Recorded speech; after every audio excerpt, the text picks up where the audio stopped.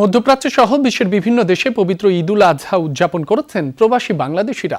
কাতার, Saudi আরব, সংযুক্ত আরব আমিরাতে মসজিদ ও ঈদগাহ মাঠে ঈদের নামাজে অংশ নেয় হাজার হাজার মুসল্লি।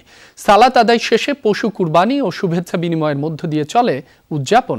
দেশ, জাতি ও সমগ্র মুসলিম উম্মার শান্তি ও কল্যাণ কামনায় করা হয় বিশেষ মোনাজাত। ঈদের খুশি হোক না আরো বেশি, আর খুশির আয়োজন মানেই চাষি সুগন্ধি চিনি গুঁড়া চাল। পরিবার প্রিয়জন ছেড়ে হাজারো মাইল দূরে, তবুও ঈদের আনন্দটুকু ভাগ করে নিচ্ছেন পরস্পরের সাথে। ধর্মীয় ভাবগাম্ভীর্য বজায় রেখে উৎসবমুখর পরিবেশে পবিত্র ঈদুল আজহা পালন করছে সৌদি আরব, কাতার, কুয়েত, ওমান, সংযুক্ত আরব আমিরাত সহ মধ্যপ্রাচ্যে বসবাসরত প্রবাসী বাংলাদেশিরা। কাতারে স্থানীয় সময় ভোর 5টায় ঈদগাহ ময়দান আর 733টি মসজিদে একযোগে অনুষ্ঠিত হয় জামাত। লুসাইল ঈদ মুসাল্লাতে নামাজ আদায় করেন আমির শেখ তামিম। এছাড়া বাংলাদেশ স্কুল অ্যান্ড কলেজ মাঠে অনুষ্ঠিত ঈদের জামাতে অংশ নেন দূতাবাসের কর্মকর্তা কর্মচারীরা। সাথে ছিলেন কমিউনিটির অন্যান্য শ্রেণী পেশার প্রবাসীরা।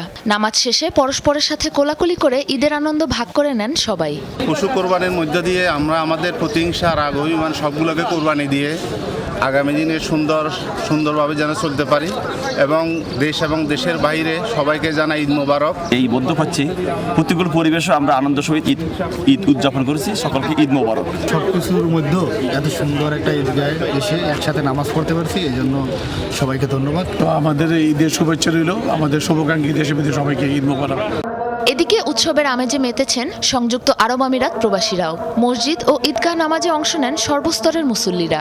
প্রতি বছরের মতো এবারও কারাবন্দীদের জন্য সাধারণ ক্ষমা ঘোষণা করেছে ইউএই প্রশাসন। তাদের পুনর্বাসনের পদক্ষেপও নিয়েছে সরকার। ঈদুল আজহা উপলক্ষে বিভিন্ন প্রদেশে আগামী 3 দিন ঘোষণা করা হয়েছে ফ্রি পার্কিং সুবিধা। এবছর ঈদের গরুর বাজারটা অনেক ভালো ছিল, আলহামদুলিল্লাহ। গতকালকে গরু কিনলাম। সবথেকে যারা মিস করতেছে আমার ফ্যামিলিকে এবং আমার বাবাকে। সৌদি আরবের রাজধানী সহ বিভিন্ন শহরে ঈদের জামাতে অংশ নেন লাখো মুসল্লি। সূর্যোদয়ের পর থেকেই রিয়াদের মসজিদ ও ঈদগাহে নামে মানুষের ঢল। নামাজের পর দেশ, জাতি ও সমগ্র মুসলিম উম্মার শান্তি ও কল্যাণ কামনায় করা হয় বিশেষ মোনাজাত। প্রবাসী মিলন মেলা আমাদের দেশের ঈদের কথা মনে করিয়ে দেয়। সবাইকে ঈদ মোবারক। এত আনন্দের মাঝেও পরিবার পরিজনের কথা খুব মনে পড়ে।